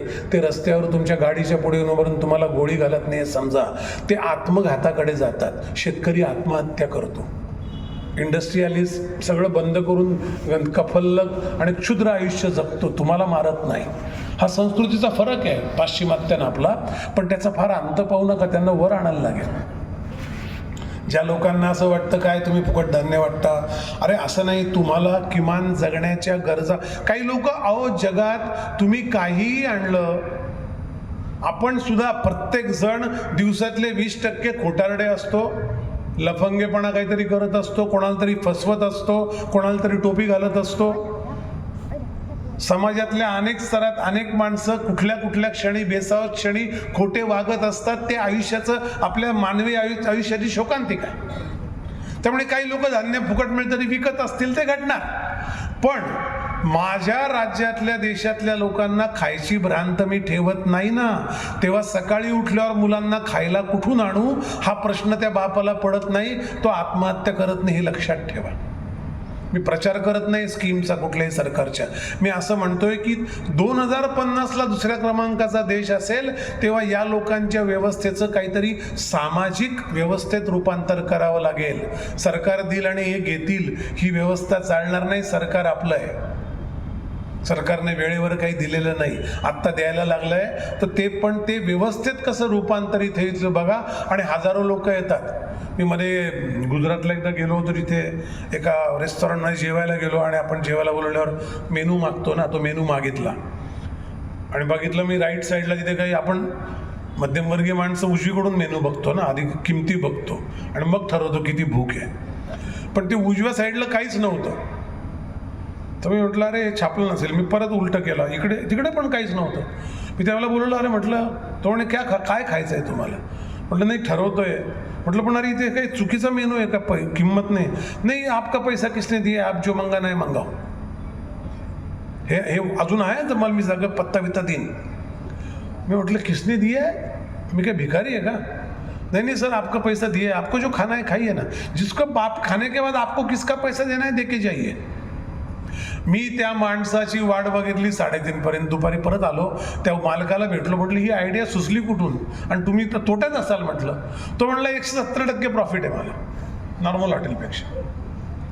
त्यातनं काय दिसतं की मला जर कोणी माझी काळजी घेतली तर मी घेतो. हा आपला भारतीय माणसाचा स्थायी भाव आहे आणि तो जगात वेगळा. मी 72 देशात गेलेला माणूस आहे. मी भयंकर टोकाच्या इंडिव्हिज्युअल सोसायटी पाहिल्या आहेत, ज्या 14 वर्षाच्या मुलाला घराबाहेर काढतात आणि तुझा माझा काही संबंध नाही म्हणतात, तू आणि तुझं आयुष्य. ज्या बाप आजारी असताना आणि मरून गेला तरी ते घरात तो 3-3 दिवस मुलगा भेटायला येत नाही. मी अमेरिकेत सिटिझन पोलीस अकॅडमी काम केलं तेव्हा आमच्याकडे हे काम दिलं होतं. ते मी माझ्या आनंदाकरता करायचो, कारण विकेंडला मला बरं तेव्हा मी एकटा राहत होतो. प्रत्येकाच्या घरी जाऊन ते फोन असतो, त्यात कळतं कोणी आजारी आहे का. तर असे मला किती उदाहरणं की माणूस मरून पडलाय पण त्याला कोणी मुलाने फोनही केलेला नाही. तर हे जिथे घडतं असे जग मी पाहिलेलं आहे. म्हणून सांगतो की हे मला उदाहरण फार वेगळं वाटतं. माणुसकीचे कड असतात की नाही ते परस्परावलंबित समाजव्यवस्थेत जास्त तीव्र असतात. तुम्हाला माझ्याकडून काम पडतं, मला तुमच्याकडून पडतं. अजूनही हातामध्ये लोणची केली की ताजी लोणची शेजारच्या घरात घेऊन जाणाऱ्या भगिनी येतो आमच्या. त्यांच्याकडे काही लोणचं करायला नसतं असं नाही आहे, पण मी खातो रे तू पण खावा अशी इच्छा असते. हा जो धागा आपला विकसित झाला आहे परस्परावलंबित समाज रचनेतून. म्हणून मी नेहमी सांगतो, इथे सांगतो असं नाही, इकॉनॉमिक सेमिनारमध्ये सांगतो. आत्ताच 9 तारखेला एका इंटरनॅशनल कॉर्पोरेशन एक इकॉनॉमिक फेडरेशनचं एक मोठं कॉन्क्लेव्ह आहे. त्यात ओपनिंग स्पीचमध्ये मी हेच सांगणार आहे की difference between India and world, India is a society of exchange and the world is a society of transaction. ती व्यवहाराची व्यवस्था आहे, आमची आदान प्रदानाची व्यवस्था आहे. किती मित्रांनी तुम्हाला त्याचा एखादा शर्ट आवडला म्हणून तुम्हाला देऊन टाकलाय हो. किती मैत्रिणींनी ओढण्या साड्या ड्रेस देऊन टाकल्यात, तुला आवडलं घेऊन जा. पैसे मागितलेत का? हे जिथे जिवंत आहे ते आपण ठेवलं पाहिजे. प्रगती जेव्हा होईल ना त्याचा सपोर्ट हा आहे. त्या जहाजाच्या तळातल्या माणसांना जर वाटलं की माझी हे काळजी घेतात तर ते जहाजाला भोग पाडणार नाही. पण त्यांनी जर भोग पाडलं तर वरचा डेक वाचेल असं नाही, जहाज अख्खं बुडतं. ते काही वरचा डेक तरंगत ठेवत नाही. त्यामुळे ही इंटरडिपेंडेबिलिटी समजून, आणि मी तुम्हाला एक माझं वाक्य सांगून ठेवतो, तुम्हाला पटेल ना पटेल. तुम्ही वैचारिक माणसं आहात, तुम्ही व्याख्यानाला येतात, तुम्हाला ऐकायला आवडतं, पटलं नसतं तरी ऐकायला बसाल, त्याच्यावर चर्चा कराल, उद्या एकमेकाशी बोलाल. यांचे हे पटले नाहीत पण तुमचं वैचारिक घड्याळ चालू आहे. आणि जो विचार करतो, जो थोडंफार लिहिता वाचता येतं, त्या माणसाला अज्ञानात मरायचा हक्क नाही. तो असहायतेत मरू शकतो. तुम्हाला ही मुभा नाही, परवानगी नाही की मला माहीतच नव्हतं. हे तुम्हाला माहिती असलं पाहिजे. याच्यावरचे उपाय आपण आयुष्यभर करत राहिले पाहिजे. दुसरं मोठं घडणार आहे 2050 पर्यंत उद्याच्या भारतात, ते टेक्नॉलॉजी, AI. हे सगळं आपण, हे काय AI काय आहे? ती कृत्रिम बुद्धिमत्ता म्हणत नाही, तिला मी न मानवी बुद्धिमत्ता म्हणतो. अमानवी नाही, न मानवी म्हणजे मानवी नसलेली. कारण ती येते कुठून? ती तुमच्याच दिलेल्या आज्ञावलीतून येते. म्हणजे कसं, आता गुगलला जाऊन तुम्ही मॅप टाकतात ना कुठे कुठे जायचा, येतं कुठून नीट थोडक्यात सांगतो, यावरचं लेक्चर नाही मला माहिती आहे म्हणून. पण तंत्रज्ञान एकदा मूळ कळलं गाभा की ते वापरताना काय करायचं हे सोपं असतं. ते पण उदाहरण सांगेल. तर ते आपण गुगलवर मॅप टाकतो तर तो मॅप तिथे स्टोअर होतो. म्हणजे गुगलच्या एकंदरच त्या डाटाबेसमध्ये एक रूट स्टोअर झालेला असतो. तो आपण क्रिएट केलेला असतो युजरने त्यांच्या डाटाबेस करता, जे इतर वापरू शकतात. तुम्ही गुगलला जाऊन एखादं पुस्तक ऑर्डर केलं की खाली येतं ना, people red also red this, people who want this book also red this books, असं खाली एक लिस्ट येते. हे सगळं स्टोअर केलेलं असतं. गुगल सर्च हा AIचा पहिला चुणूक होती, वेगवेगळ्या डाटाबेसमधनं माहिती गोळा करणं. आता हे जर असं असेल तर मी काय निर्माण करायचं आणि काय करायचं नाही याचं भान ठेवलं पाहिजे. तंत्रज्ञानाला भान नसतं. तंत्रज्ञान नीतीविरहित असतं, ते नीतिनिरपेक्ष असतं, त्याचा नीतीशी काही संबंध नाही. काड्याच्या पेटीने घर जाळायचं का भात शिजवायचा याचं ज्ञान काड्याच्या पेटीला नाही, ते वापरणाऱ्या माणसाला आहे. ते आत्मिक भान आहे. त्यामुळे AIचा वापर करताना माझं आत्मिक भान सुटत नाहीये. इतका एक धागा डोक्यात ठेवला तर AI सारखा आपला मित्र असणार नाही. आणि आपण ते प्रूव्ह करून दाखवलंय. आपण टेक्नॉलॉजी इनोव्हेशनमध्ये काम केलेला देश नाही आहोत म्हणून जगामध्ये आपला एकमेव देश लोकांना मिस कॉल देतो. जगात कोणी कोणाला मिस कॉल देत नाही. तुम्ही जर मी परदेशात किती वेळा मिस कॉल देतो म्हणतो, what if you are not going to pick up the call why should I call you. माझ्याकडे त्याचं उत्तर नाही. पण म्हणतो आम्ही तर मासे बिसे पान टपरीवाल्याला मिस कॉल देतो, मग तो मिस कॉल देतो, पान तयार असतं, आम्ही जाऊन घेऊन येतो. आम्ही नुसतं मिस कॉल देत नाही, आम्ही त्याच्यावरून कम्युनिकेट करतो. कारण जो समाज इनोव्हेशनमध्ये रक्त आटवत नाही तो त्याच्या युटिलिटीमध्ये आटवतो. हे नॅचरल फ्लो आहे, हा नैसर्गिक भाग आहे. आणि आता यांनी शोधून ठेवलं आहे. सो वापरण्याची किल्ली आपल्या हातात आहे. रोबोटिक्स येईल, मशीन लर्नर येईल, अनेक गोष्टी घडतील. त्याची लिस्ट इतकी मोठी आहे, काय काय घडणार आहे त्याची. सेमीकंडक्टर आपण चिप बनवू. उद्या असं घडेल की तुम्ही व्याख्यानाला याल 2050 साली आणि मी तेव्हा असेल, काळजी करू नका, यजुवेंद्र तर असतीलच. तेव्हा आपण इथे व्याख्यानाला इथे येऊ ना तर आपल्याकडे एक चिप असेल डोक्यामध्ये, मानेमध्ये कदाचित. त्या चिपमध्ये हे सगळं व्याख्यान रेकॉर्ड होत राहील. आणि एखादा गुजराती माणूस आला, एखादा जर तामिळ माणूस तुमचा मित्र आला तर ते त्या चिपमधनं ट्रान्सलेट होऊन तो ऐकू शकेल मी काय बोलतोय. लोकसभेत आत्ताच हे बसवलेलं आहे, पण ते आपल्या शरीराचा भाग होईल. मग मी सांगेल आता हे थांबा, हे स्ट्रीमिंग करून ठेवा, मला जरा एक फोन आला आहे, मी फोन घेतो. आणि मग फोन ठेवल्यावर परत मी दाबेल आणि परत ते लाईव्ह व्याख्यान परत वाजायला लागेल. आत्ता आपण हे TVच्या ह्याच्यात काही बघतोय. कदाचित TVमध्ये उद्या असं घडेल आणि ते घडण्याची दाट शक्यता आहे. इथे जे कोण तरुण तंत्रज्ञ माझे मित्र असतील ज्यांना स्टार्टअप करायचं, त्यांना एक आयडिया येतो. असं समजा TVत जर बटाटे वड्याची जाहिरात असेल तर आपल्या घरात त्या वड्याचा वास आला पाहिजे असं तंत्रज्ञान निर्माण करा. कारण आरोमा अजून यांना जमलेलं नाही. फील देतात ते, गरम गरम वड्याचा वाफा दिसतात वगैरे. वास झाला तर तो त्याच्यावर उडी पडेल बघा. तर अशा अनेक आपल्या शरीरातल्या स्पर्श संवेदना किंवा संवेदनांची अनेक अंग अजून ते यायला जमलेले नाही, ते जमणार नाही, कारण ते गणित आहे. त्यामुळे मानवी संवेदना ठेवून AI करणं. सेमीकंडक्टरमध्ये भारत पुढच्या 10 वर्षामध्ये जगातला एक शक्तिशाली देश असेल, हे मी आत्ता सांगतो. 2021ला त्या तैवानच्या एका माणसाला पद्मभूषण दिलं आपण. तो माणूस नॉयडामध्ये 2.5 वर्ष काम करून सेमीकंडक्टर चिप उभी करतोय. तैवान जगात लीडर आहे. ती जेव्हा येईल ना, त्याची युटिलिटीचं आपलं जे ज्ञान आहे, जसं मिस कॉलसारखं, ते इतकं भयानक डायमेन्शनचं आहे की तुम्हाला कळेल तुम्ही किती आहे. पण त्यामुळे आपण तंत्रज्ञानाच्या मागे लपू शकत नाही. कारण एक नेहमी लक्षात ठेवा, काड्यापिटीला घर जाळायचं का भात शिजवायचं हे भान नाही, ते आपल्याला द्यायला लागतं. सगळ्या तंत्रज्ञानात हे लक्षात ठेवा. तिसरी गोष्ट जी तंत्रज्ञानाने मरायची शक्यता आहे ती म्हणजे कुतूहल. कुतूहल म्हणजे जिज्ञासा नाही. तुम्ही जे मुद्दे मांडले त्या अनुषंगाने ते यजुवेंद्र सांगतो, म्हणजे नुसताच माझा विषय नाही. कुतूहल ही जिज्ञासा नाही. जिज्ञासा म्हणजे क्युरिओसिटी. कुतूहलाला इंग्रजीत शब्द नाही, इंग्रजी भुक्कड भाषा आहे. हे सगळे एका श्वासात सांगतो मी. कुतूहल मरत नाही, जिज्ञासा शमते, म्हणून ती शास्त्राशी जोडलेली आहे. कुतूहल कलेशी जोडलेलं आहे. एका पद्धतीचा प्रयोग नाटकाचा मी नट म्हणून केला, दुसऱ्या वेळेला मला वेगळं काहीतरी सुचतं, कारण माझं कुतूहल जिवंत आहे. डान्स करणाऱ्या नृत्यांगनेला वेगळी मुवमेंट सुचते, संगीत गाणाऱ्या माणसाला वेगळा एक ताण सुचते, वाद्य वाजवणाऱ्याला मध्येच वेगळी मिंट सुचते. हे सगळं सुचतं कारण त्याचं कुतूहल जिवंत असतं. स्वयंपाक करणाऱ्या आईला आज जरा अशी भाजी करून वाटतं, हे कुतूहल आहे, ते कलेशी जोडलेलं आहे. 100 बायकांना एक रेसिपी दिली तरी प्रत्येकाची चव वेगळी असते ना, याचं कारण त्या कुतूहलात आहे. त्यामुळे कुतूहल मरू द्यायची शक्यता AI-मुळे, टेक्नॉलॉजीमुळे येऊ देऊ नका. कुतूहल आपल्या जीवनाचा गाभा आहे. कुतूहलामुळे हा देश इतका गेला आहे. म्हणजे आता गयाना नावाच्या एका फ्रेंच साईटवरून उपग्रह सोडत होते आपल्या आधी, तर आपला उपग्रह तिथे त्या काळात, आणि तिकडे 3.5 महिने तो उभा असायचा. आपण त्या हँगरचं भाडं द्यायचो आणि तो प्रक्षेपित, त्याच्या डेट पुढे पुढे जायच्या. वेदर असेल, प्रायोरिटी असेल G7 राष्ट्रांना वगैरे. आता आपण श्रीहरिकोटावरून 350 उपग्रह एकदम सोडतो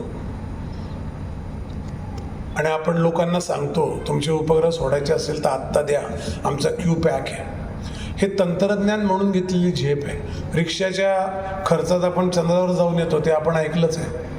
ते आपण करू शकतो कारण तंत्रज्ञान कशा चाणाक्षपणे वापरावं याचं कुतूहल आपलं जिवंत आहे.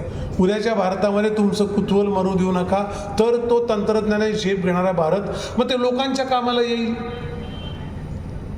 उद्या असा पण वेळ येणार आहे तंत्रज्ञानामध्ये की कृत्रिम अन्न तयार होईल, अन्न शिजवायला लागणार नाही. काही घटक एकत्र करून नॅनो टेक्नॉलॉजीने त्या अन्नाचा, म्हणजे तुम्ही आत्ता खातात तशीच भाताची मूठ, तसंच पिवळ्या रंगाचं वरण, पण ते कृत्रिमरित्या तयार होईल नॅनो टेक्नॉलॉजीमध्ये.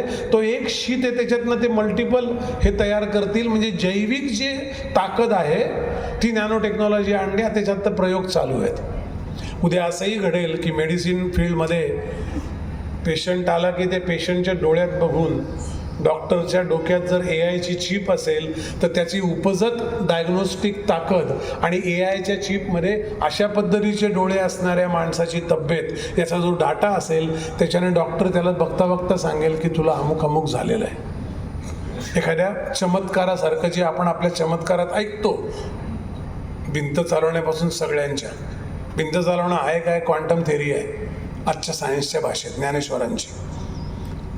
त्याच्या पाठीवर, मुक्ताईने ज्ञानेश्वरांच्या पाठीवर भाकरी करणं काय हो? तुम्ही टेक्नॉलॉजीच्या अंगाने विचार करा, त्याच्याकडे भाकडकथा म्हणून बघू नका. ठीक आहे, मागे जात नाही मी, पुढे जायचं म्हणतो. तर डॉक्टर ओळखू शकेल, मग डायग्नोस्टिकचं काय राहील? काही राहणार नाही. त्याची वेगळी पद्धती जन्माला येईल. मग त्या डॉक्टरच्या डोक्यातल्या विचार करणाऱ्या प्रक्रियांची यंत्रणा व्यवस्थित करण्याकरता चिप वापरली जाईल, AI वापरली जाईल. इलॉन मस्क आत्ताच AI आणि ह्युमन ब्रेन याचा एक संकर घडवतोय, ज्याचं असं म्हणणं आहे की त्यामुळे माणूस 190 वर्ष जगू शकेल. कारण डिजनरेट होणाऱ्या ज्या पेशी आहेत त्या होता आहेत हे आधी कळेल आणि शरीर प्रतिकात्मक यंत्रणा आपोआप उभी करेल. ते एन्झाईम स्त्रवतील आणि तो माणूस, त्याला थोडी कळ आली की त्याला कळेल, तो परत ओके होईल, त्याला काही होणार नाही. सो प्रश्न दीर्घ जगण्याचा नाही आहे, जीवनाचा प्रश्न नसतो, प्रश्न जगण्याचा असतो. आपण जगतो, जगणं महत्वाचं का जीवन? जगणं महत्वाचं, कारण त्यात कशाचं उत्तर आहे. खलील जिब्रान काय म्हणतो, तुम्ही कसं जगावं याकरता भाकरी आहे आणि का जगावं याच्याकरता फूल आहे. त्याचा कार्यकारण भाव महत्वाचा आहे. मी का जगावं असं मला वाटतं, त्या कार्यकारण भावात आपलं जगणं आहे. आणि ते म्हण जगणं आहे. जीवन तर काय, प्रत्येकाला जीवन आहेच, सगळ्यांनाच जगणं नशीब येतं असं नाही. तंत्रज्ञानाने जे जगणं हरवेल ते हरवू द्यायचं नाही, या भारतात लक्षात ठेवा. कारण आपण तशा अर्थाने एखादी गोष्ट ॲडॉप्ट करायला फार फास्ट लोक आहोत जगाच्या दृष्टीने. परत तेच आपण इनोव्हेशनमध्ये घालवलेलं नाही. 4 आणखीन धोके आहेत उद्याच्या भारताचे, त्याची सुरुवात झाली आहे, ती सांगतो आणि थांबतो. मला वाटतं 1 तास झाला नाही अजून. एक धोका आहे, आत्ता जग ज्या पद्धतीने वोकिझम नावाचा एक प्रकार सुरू झाला आहे, तुम्हाला माहिती आहे की नाही मला माहीत नाही. मला सगळी माझी काळजी या देशाच्या कण्याशी आहे. ती कणा म्हणजे माझी संस्कृती आहे, जीवन पद्धती आहे. ती जी जे इरोड करेल किंवा जी जी गोष्ट त्याच्यावर घालेल ती गोष्ट चुकीची आहे. मी धर्म म्हणतच नाही. मी जीवन पद्धती म्हणजे आत्ता जे सांगितलं ते परस्परावलंबी जीवन पद्धती. वोकिझम नावाची एक गोष्ट आली. वोक म्हणजे काय? वेकअपचा भूतकाळातलं past tense of wake is woke. काय? व्हॉट इज वोक? आत्ता असं चाललंय. तुम्हाला मी 2 केसेस सांगतो. अमेरिकेमध्ये, आणि हे घडलेलं आहे याच्यात, म्हणजे आत्ता काल नाही घडलेलं, याला 1.5 वर्ष झालं. तिकडे एक मोठी चळवळ चालू आहे वोकिझमची. एका माणसाने खून केला, त्याला जेलमध्ये घातलं. तो जेलमध्ये गेला, जेलमध्ये बसला आणि त्याला 1 वर्षाने त्याने सांगितलं की मला असं वाटतंय मी पुरुष नाही, मी स्त्री आहे, मला स्त्रियांच्या सेलमध्ये ठेवा. जिल्हाधिकाऱ्यांनी, त्या जेल अधिकाऱ्यांनी सांगितलं असं काही नसतं. म्हटलं मला वाटतंय. त्याने सांगितलं मला लॉयर पाहिजे. लॉयरने कोर्टात केस उभी केली. कोर्टाने निर्णय दिला, त्याला जर वाटत असेल तो स्त्री आहे तर त्याला तो हक्क आहे, त्याला स्त्रियांच्या सेलमध्ये ठेवलं पाहिजे. वकिलांनी 1.5 महिना आर्ग्युमेंट केलं की त्या स्त्रियांच्या सुरक्षिततेचं काय? हा पुरुष आहे, त्याला स्त्री असं वाटतं, त्याच्यातून स्त्रियांना धोकाच नाही. अशा निष्कर्षावर कोर्ट आलं, त्याला दिली सेल बदलून. हे घडलंय. वोकिझमचा अर्थ असा की मला LGBTQ ऐकलंय का तुम्ही? LGBTQ शब्द, त्यातला क्यू काय माहिती आहे का? त्याचं नाव आहे क्यूईर, QUEER. म्हणजे काय? मला सकाळी वाटलं मी कुत्रा आहे तर मी कुत्र्यासारखा वागेल.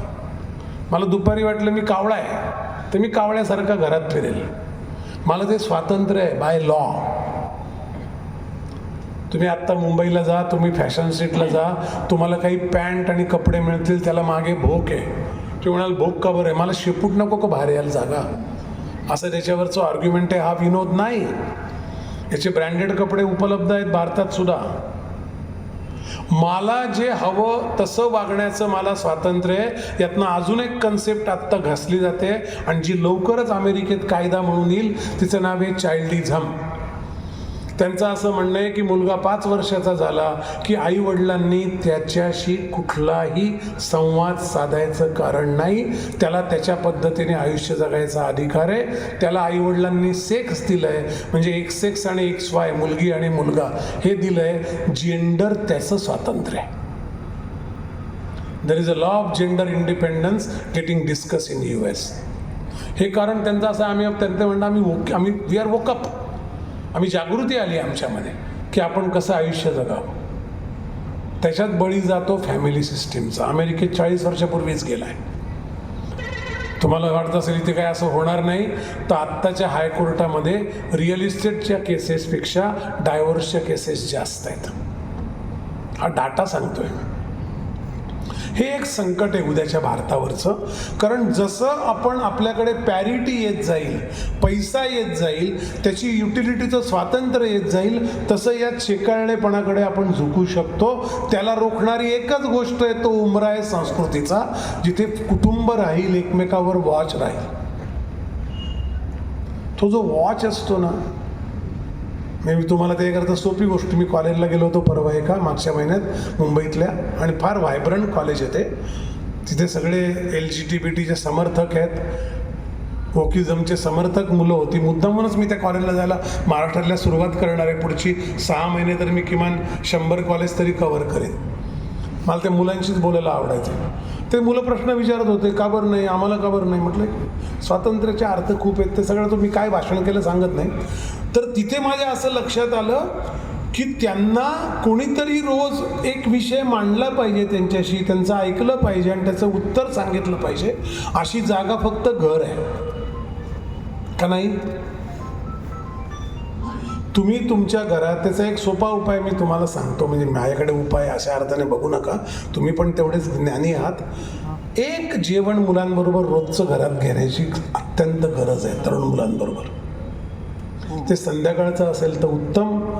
तुम्ही खूप बिझी असाल, फार आईवडिलांना वेळ नाही, अशा दरिंदर अवस्थेत नेऊ नका स्वतःला. वेळ काढा, तो आवश्यक आहे. तर त्या मुलाशी बोलता येईल. आत्ता किती आईबापांचा आपल्या मुलांशी संपर्क आहे असा प्रश्न मी विचारला, तो ऑकवर्ड परिस्थितीत होईल म्हणून विचारत नाही, मला खात्री आहे.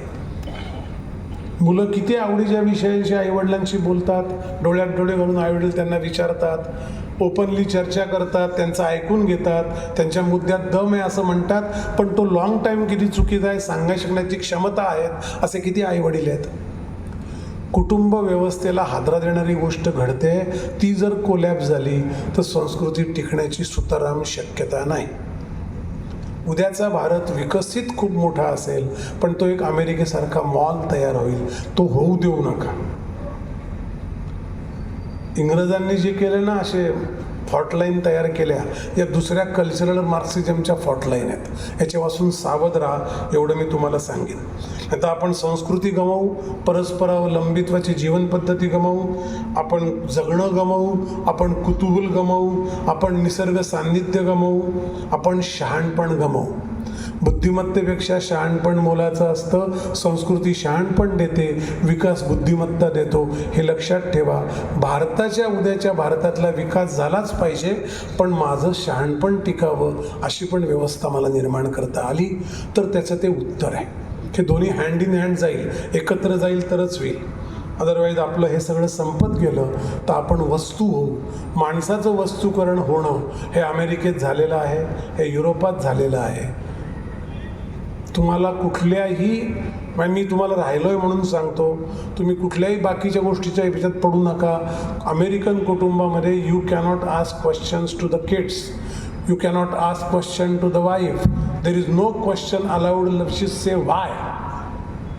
The answer is it's me. Who are you to ask me why. अमेरिकेत कोरोनाची लस घेतली आहे का नाही हे सुद्धा विचारायचा कोणाला हक्क नाही. त्याच्यावर 100 पिटिशन झाले. इतरांना त्रास होईल, ड्रंकड ड्रायव्हर सारखंच ते आहे, इतरांना गाडीत धोका आहे, परत त्यांनी सांगितलं की त्याची प्रायव्हसी आहे. Disease is a privacy. हे अशा विचित्र अवस्थेला लोक पोचतात. ते आपण पोचू न देणं आणि विकास करणं, या दोन गोष्टी जर आपण करू शकलो तर मला वाटतं या देशाचं भविष्य अत्यंत उज्ज्वल आहे. उद्याचा भारत अत्यंत लोभस आहे. उद्याचा भारत जगाला दिशा दाखवणार आहे. आणि आपलं काम तर पुढे आहे. आपल्या देशाचं बिघडून येतात लोकांनाही शिकवायचं आहे. आपल्याकडे जगाला देण्याकरता फक्त ज्ञान आहे, आणि तेच होतं 5000 वर्षापासून. आपल्याकडे जगाला द्यायला शस्त्र नाहीत. आत्ता आपण काही काळाकरता शस्त्र निर्यात करत असू, पण शस्त्र निर्यातीकरता आपला देश जगत नाही. धान्य निर्यात करू शकतो, लस फुकट देऊ शकतो, ज्ञान देऊ शकतो. नालंदा असू शकते, अजून नालंदा उभ्या राहतील भारतात. तुम्हाला आत्ता खोटं वाटेल, AI आणि मशीन लर्नरच्या लॅब भारतात उभ्या कराव्या असं सांगितलं गेलं आहे. कारण IT क्षेत्राने जगाला हे दाखवून दिलं की भारतीय लोकांचं इंग्लिशचं ज्ञान अतिशय घट्ट आहे, आणि त्यात जी लँग्वेज वापरली जाते त्या लँग्वेजच्या ज्ञानात पण भारतीय लोक जास्त श्रेष्ठ आहेत. त्यामुळे त्या लॅब जर इथे आल्या तर ती नालंदा विद्यापीठं असतील उद्याची, ते आपण देऊ. आपलं ज्ञान देण्याची परंपरा आपली चालू राहील. उद्याच्या भारतात आपलं राजकीय भवितव्य स्थिर राहील, आपली सामाजिक वीण उसळणार नाही, संस्कृतीचा धागा तुटणार नाही. शिक्षणात जी तंत्रज्ञानं येतील त्याचं भान न जाता तंत्रज्ञान आपण वापरणार नाही. आणि या सगळ्याचा कणा असणारी आपली कुटुंब व्यवस्था, जीवन पद्धती, परस्परावलंबित जगणं, याचं कुठलंही नुकसान आपण करणार नाही. एवढं डोळ्यात तेल घालून बघायची जबाबदारी आपली आहे. कारण आपण 40-50 60चे आहोत. आपल्यानंतरची पिढी कशी होईल ही जबाबदारी शांतपणे बघत आपण ती जबाबदारी पार पाडली असं भरल्या डोळ्यांनी बघत आपण आपल्या शेवटाकडे जाऊ, तर तो सुदीन असेल, तो प्रत्येकाच्या आयुष्यात यावा अशी प्रार्थना करतो आणि थांबतो.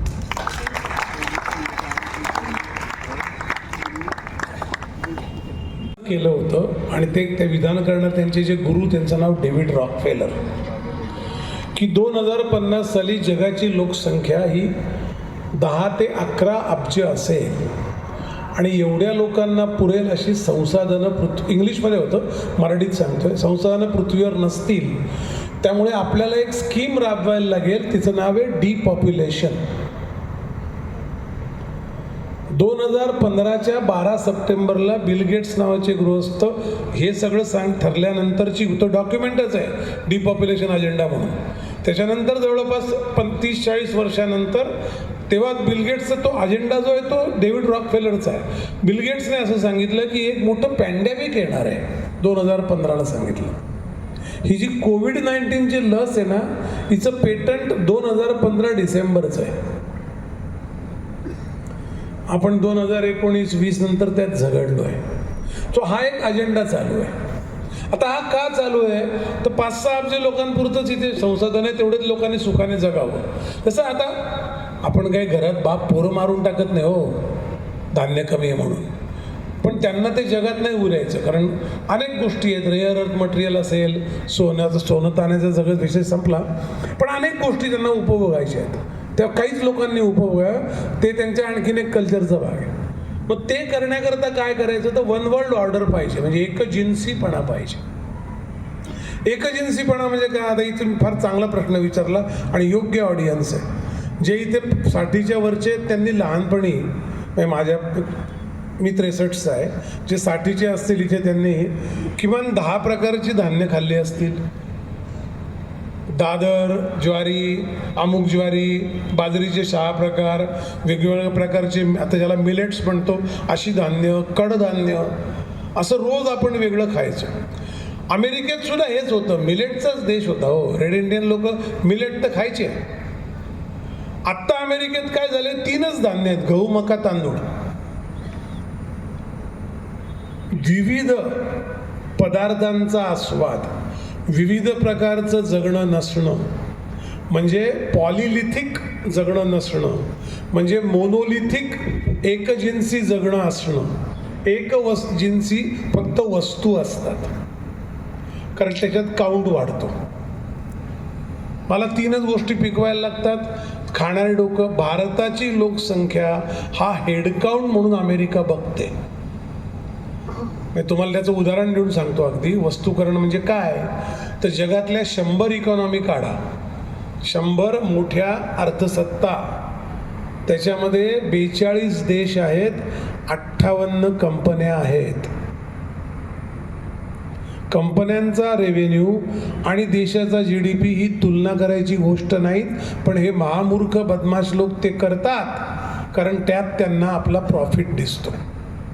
तुमची वस्तू झाल्याशिवाय कोणाला प्रॉफिट मिळत नाही.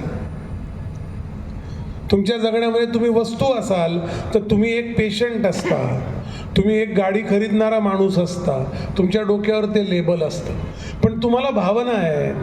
तुम्हाला आत्ता गाडी खरेदी परिस्थिती नाही. मी उदाहरण सांगतो, संस्कृतीतला फरक कसा असतो. समजा उद्या मी कर्ज काढलं आणि पोर्शे नावाची गाडी घेतली किंवा मेबॅक गाडी घेतली 8 कोटी रुपयाची, आणि जर त्याचं मी कर्ज फेडू शकलो नाही, बँकवाले माझ्या घरी आले, मी भारतातली परिस्थिती सांगतो, तर शेजारी पाजारी दरवाजे लावून घेतील. ते म्हणतील याला कोणी धंदे करायला सांगितले, पैसे नाही तर. पण माझ्या मुलीच्या लग्नाकरता मी कर्ज काढलं आणि ते फेडू शकलो नाही म्हणून बँकवाले आले. ते म्हणतील तुला काही गरज आहे का? वस्तू होत नाही तेव्हा दुसऱ्याचं दुःख कळतं. वस्तू तेव्हा होत नाही जेव्हा करुणा असते. वस्तू तेव्हा होत नाही जेव्हा मी दुसऱ्याच्या आयुष्यात डोकावून बघतो, त्याला मदत करावा असं मला मनापासून वाटतं.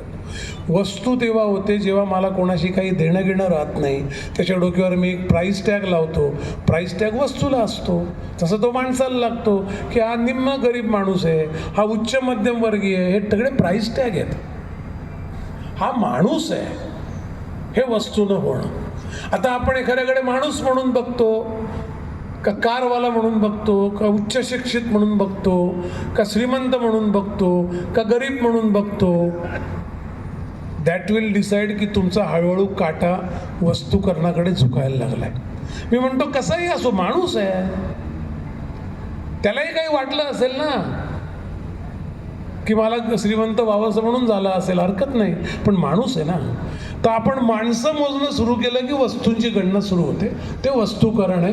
ते थांबवायचं कसं तर आपण आपल्या थॉट प्रोसेसमध्ये, आपल्या वैचारिक आवर्तामध्ये हे कसून आणि आठवणीने पाहिलं पाहिजे की मी कोणाकडे माणूस म्हणून बघतोय.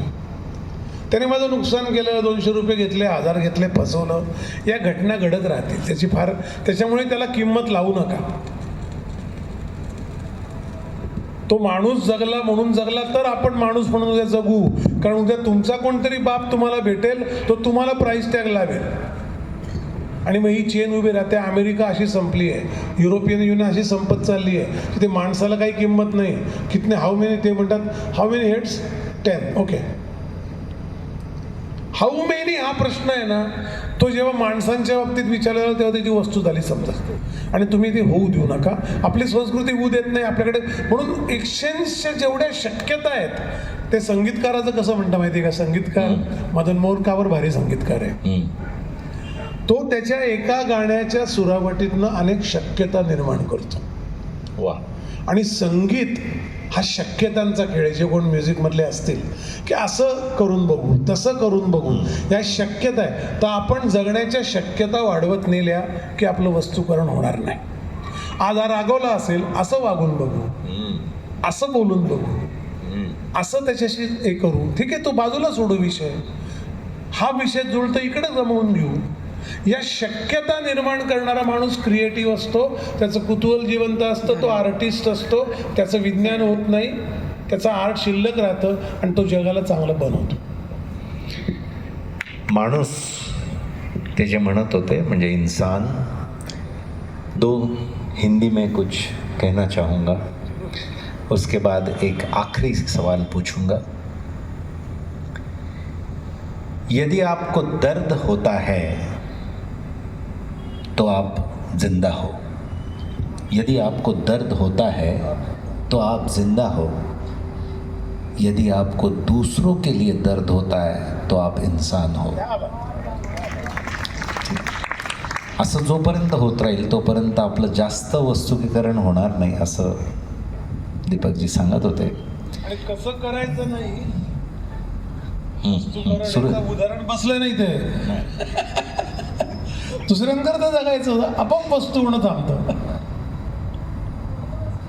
हां, दोघं बसले तेच. मी आपल्या बाजूला आहे, वस्तू.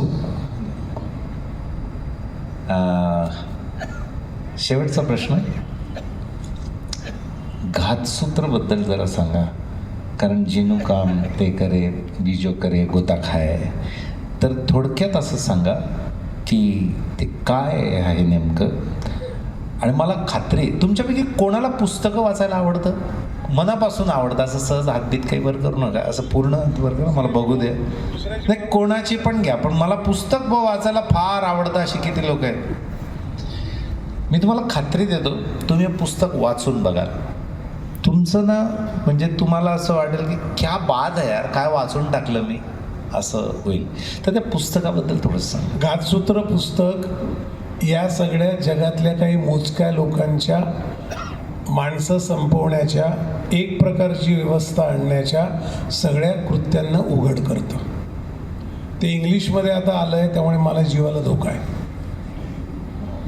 मराठीत सिरियस वाचणारी माणसं कमी आहेत म्हणजे जगातली, त्यामुळे कळलं नाही. आता मला थ्रेट येत आहेत, येऊ द्या, तर थ्रेटचा काही विषय नाही. पण मी सांगतो काय की याचा अर्थ तुम्ही जेव्हा त्यांचा अजेंडा एक्सपोज करतात, मी कोणी क्षुल्लक माणूस असलो आहे त्यांच्या दृष्टीने, तरी त्याला ते वश करू बघतायत असे मला अनुभव आहेत. घातसूत्र हे सगळ्या 100 वर्षाचा पट उभा करतं. टायटॅनिक का बुडवली आणि कोरोना का आला इथपर्यंत 112 वर्षाचा पट उभा करतं, 118 वर्षाचा. आणि त्याच्यामध्ये आपल्याला कळतं की हे सगळ्या घटना घडल्या का घडवल्या गेल्या. घडवल्या गेल्या तर का घडवल्या गेल्या, त्या घडवल्या का गेल्या असं शोधताना लक्षात येतं कोणी घडवल्या, नंतर त्यांनी कशा घडवल्या, या सगळ्याचं वर्णन त्याच्यामध्ये तपशीलवार येतं. 3 भागातलं पुस्तक आहे. 118 वर्षाचा घटनाक्रम, ते कोणी घडवलं आणि कसं घडवलं याची संरचना काय उभी केली, असं ते पुस्तक आहे. त्या पुस्तकाने मला, मी कृतज्ञ त्या थॉट्सची. मला कधीतरी एकदा असं झालं, 9/11 घडलं तेव्हा अमेरिकेत. माझा एक मित्र होता आणि आम्ही दुःखी चेहऱ्याने बसलो होतो आणि तो असं मला म्हणला की तुझ्याकडे किती पैसे आहेत. तर मला वाटलं काहीतरी आपण आता मदत उभी केली पाहिजे ना, आपण अमेरिकेत राहतो, पैसे कमवतो, 9/11 घडलं आहे. मी म्हटलं किती पाहिजे, तो म्हणलं किती असतील, $1,000,000. म्हटलं हो असतील ना, बँकेत तर असतीलच. तो म्हणला आपण नाही तर मी घरी जातो, एक 10-12 लोकांना फोन करतो, आपण एक $2-3 मिलियन असे उभे करू. मी त्याला विचारलं आणि काय, आणि डिझास्टर रिकव्हरी बनवणाऱ्या कंपन्यांचे शेअर घेऊ. डिझास्टर रिकव्हरी प्लॅन बनवणाऱ्या. कारण वॉल स्ट्रीट जेव्हा सुरू होईल तेव्हा या कंपन्यांचा शेअर वर जाईल. माझ्याबरोबर रोज बसणारा, गप्पा मारणारा, हास्यविनोद करणारा, जेवणारा, ऑफिसमध्ये रमणारा असा माझा नॉर्मल मित्र असा घातकी विचार कसा करतो याच्याने मला 4 दिवस झोप आली नाही. घातसूत्रचे सगळं म्हणजे घातसूत्राचा जन्म हा तिथे त्या क्षणांना गहाण पडला आहे. त्याच्या प्रस्तावनेत मी एक अर्पण पत्रिका लिहिली आहे, ती तुम्ही मगाशी उल्लेख झाला मला ती पटकन आठवली. मी असं म्हटलं आहे की जी माणसं भय आणि भूक यांच्या लालसा विसरून निरंतर भूमिका घेत राहतात अशा माझ्या पांथस्थांना हे पुस्तक अर्पण आहे. तुमची भूमिका बोथट केव्हा होते? जेव्हा तुम्हाला भीती वाटते किंवा भीती घातली जाते किंवा तुमची भूक होते निर्माण आणि ती कोणीतरी भागवतं, तेव्हा आपण भूमिका घेत नाही. त्यामुळे भय आणि भूक विसरून भूमिका घेणाऱ्या माणसांकरता हे जग आहे. ते जगाची आशा आहेत आणि अशी माणसं भारतात तर अजून संख्येने 90% आहेत. भारतात जास्तच भूमिका घेणारी लोक आहेत आणि असू द्या, हरकत नाही, त्याचा काही तोटा नाही. पण त्यामुळे घातसूत्राची ती थीम आहे, तुम्ही वाचा, तुम्हाला कळेल की हे फिक्शन नाही. हे उद्या आपल्या आयुष्यात येऊन काय घडेल. डिपॉप्युलेशन, ग्लोबल मार्केट फोर्सेस, एक जिन्सी जग. मी तुम्हाला त्याच्या 3-4 गोष्टी सांगतो आणि थांब. एक गोष्ट हां नाही आहे. एक गोष्ट अशी आहे, 9/11चा बिन लादेनशी काही संबंध नाही. टायटॅनिक बुडवली गेली, ती दगडावर आपटून फुटली आहे खरं आहे, पण ती आपटवली कोणी याचं काही कारण आहेत. हिटलरने 60 लाख ज्यूंना मारण्याकरता एका मोठ्या अमेरिकन कंपनीची मदत घेतली. प्रोजेक्ट प्लॅन म्हणला त्या कंपनीचा IBM आहे, जिने पहिला संगणक तयार केला. आणि हे गॉसिप नाही, ही फॅक्ट आहे. हा रिसर्च आहे. 7 वर्ष लिहित होतो मी. 482 पुस्तकं वाचली, त्यातली 250 पुस्तकं मी लिहिलं त्याच्या विरुद्धची वाचली आहेत, कारण मला उद्या माहिती आहे आर्ग्युमेंटला उभं राहायला लागेल. मला एका ॲम्बसीतनं मध्ये फोन आला आणि विचारलं तुम्ही हे का लिहिलं? ते म्हटलं तुम्हाला काय आवडलं नाही का? ते म्हणले नाही. म्हटलं तुम्हाला विचारून लिहायचं का? नाही, पण असं लिहायची काही गरज आहे. मी म्हटलं माझ्यावर खटला भरा, माझ्याकडे 2 टेराबाईट डेटा आहे. 41 अमेरिकन अध्यक्षांची भाषणं आहेत, त्यांचे केलेले उल्लेख आहे, त्यांचा रेफरन्स मी एका ठिकाणी ठेवला आहे. हा संदर्भ ग्रंथ आहे, पण जरूर खटला भरा, त्याशिवाय लोकांना तुमचे कारनामे कळणार नाहीत. JF केनेडीचा मृत्यू झाला 1969ला डालसमध्ये. त्याचं कारण होतं, त्याने पहिल्यांदा त्याच्या काळात सरकारने करन्सी नोट छापली. ती नोट त्यांची फेडरल रिझर्व्ह बँक छापत होती, जी खाजगी बँक आहे. त्याने पहिला असा प्रयत्न केला की सरकारची नोट पाहिजे. आपल्या रुपयाच्या नोटेवर काय लिहिलेलं असतं? I promise to pay the bearer of this ₹100. ती प्रॉमिसरी नोट आहे. ती नाकारणं हा अदखलपात्र गुन्हा नाही आहे, तो विदाऊट बेल असलेला गुन्हा आहे. त्याला बेल मिळत नाही, जामीन मिळत नाही. अमेरिकेच्या नोटेवर लिहिलेलं आहे it's a legal tender for all debts public and private. त्याचं रिझोल्युशन केलं आहे. ती खाजगी बँक नोटा छापते. केनेडीने पहिल्यांदा नोटा छापायचा प्रयत्न केला. 1 मिलियनच्या नोटा छापल्या. 4थ्या दिवशी त्याला डालसला मारलं. डालसला तो दुपारी 4:30 वाजता गेला. डिक्लेअर केलं मेल्यानंतर. त्यानंतर लिंडन जॉन्सन उपाध्यक्ष, तो अध्यक्ष होतो. त्याने शपथ घेतली एअरफोर्स बर्समध्ये डालस विमानतळावर. विमान उडालं, 9:30 वाजता वॉशिंग्टनला उतरलं आणि त्याने पहिल्यांदा काय केलं असेल तर केनेडीने पास केलेला सरकार नोटा छापायचा कायदा मागे घेतला. याच्यातले बरेच रेफरन्स आपल्याला लागणार नाहीत, कारण आपल्याला काही माहिती नसतं याच्यातलं एकच गोष्ट माहिती आहे नाना, की जे ट्विन टावर पडले होते न्यूयॉर्कचे 9/11ला, तर ते त्यावेळेस हे तिकडे होते आणि त्यावेळेस त्यांचा तो किस्सा आहे की हजारो लोक मेल्यानंतर आपण दुखवटा बसलो आहे समोर आणि तो माणूस म्हणतो आता याचे शेअर वाढतील, आपण याच्यात पैसे टाकू. याचा अर्थ आपण मैताला कोणाकडे जातो, तो मेलेला माणूस आता मेला, हा मेला म्हणजे आता याच्या घरचे जमीन विकायला काढतील, आपण आता याची जमीन विकत घेऊ, असे म्हणणारे नराधम म्हणतो ना आपण त्यांना, वस्तू होणं ना ते. तसं त्यांना ते वाटलं की हा का माणूस एक, ही पूर्ण एक वृत्ती आहे. आणि ते जे टॉवर पाडले त्याच्यावर त्यांनी अभ्यास केला आहे आणि त्याच्यातून एक मांडलेला आहे सिद्धांत की हा हे कोणी बाहेरून नाही मारले हे केलेले, हे त्यांचाच एक वेगळा कट होता, त्याच्या आधारावर ते गाथसूत्र आहे आणि त्याला कादंबरीचं स्वरूप आहे एक प्रकारचं. हां, रंजक आहे. तर ते असं बघा, मी तर ते वाचल्यावर मला आता प्रत्येक वेळेस ऐकल्यावर वाटतं की अच्छा हे असं आहे, असं पण जगात आहे. तर असं ते आहे. उद्या ते पुस्तकं उपलब्ध असतील. हे ते पुस्तक आहे. उद्या शरद तांदळेंचं व्याख्यान आहे. ते ग्रामीण आणि